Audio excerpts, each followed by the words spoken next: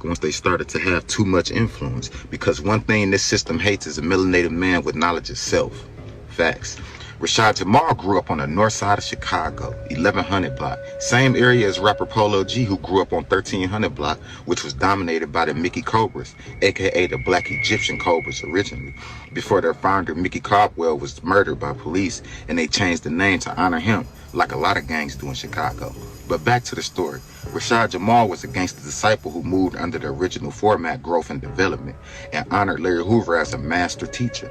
Rashad Jamal understood the true history and science that Hoover had documented and was attempting to implement into the laws and literature of the GDs before he was targeted and framed by the government.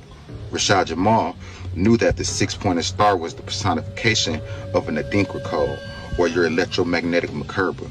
He understood its connection to the universe, cosmos, your etheric body. He understood that Hoover, along with Jeff Fort and many more, were subliminally teaching ancient history and science to the members. Why do you think at the beginning in Chicago, all of the gangs you see at war today were once under the same structure called the Main 21, which was symbolized as 21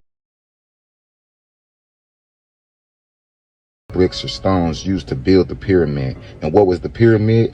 It was the Almighty People's Nation, and every gang symbolized a brick or a stone used to build this unified conglomerate. And that was until COINTELPRO and the powers that be found out about it and basically destroyed it from the inside out. They wasn't afraid of them organizing and representing what area they lived in. They were afraid of what was being taught and what that could cause if the people caught on. You feel what I'm saying? And if you study the symbolism and literature of these gangs and then study the symbolism and teachings of ancient Kemet, Egypt, and old Native American culture, you'll begin to see a very familiar connection. You feel me? Why do you think they studied inside the Moorish Science Temple of America, even calling each other Mo? What's up, Mo? You know what I'm saying? For short, which derived from the word Moor. And the Moors were the black people who ruled the world thousands of years before the European was even created. Some even backdooring us and assisting the European when they decided to strike back for being enslaved and sold. That's all facts. But let's get back to the story at hand. That's a whole nother breakdown for a whole nother video. You feel me? Rashad Jamal was born November 22nd, 1986 in Chicago, Illinois, where he went through the normal trials and tribulations young black men go through coming from a single parent household. And though he stated many times his mom kept him on top of his education, it just wasn't enough when it comes to the temptation of the streets. Rashad stated his dad was a hard-working man. He just didn't spend a lot of time with him.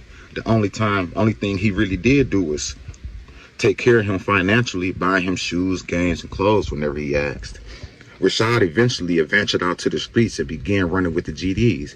Being a Sagittarius, he had a love for music and began writing and making his own songs. His first single on Spotify dropping in 2019 titled Pain and Agony. Rashad would continue making music and even leaking with Chicago's own Bo Deal, who helped manage his career at one point in time. He would eventually gain the attention of Atlantic Records, who offered to sign him under a few secret conditions. You get what I'm saying? You know, the usual sex rituals, humiliation rituals. You get what I'm saying? And Rashad Jamal declined. Throwing his rap career to the side, he enrolled in community college for business and picked up a bag to hustle while he attended school. A year later, Rashad would be arrested for gunning a man down in a wild shootout right outside of his school. He would be charged with attempted murder.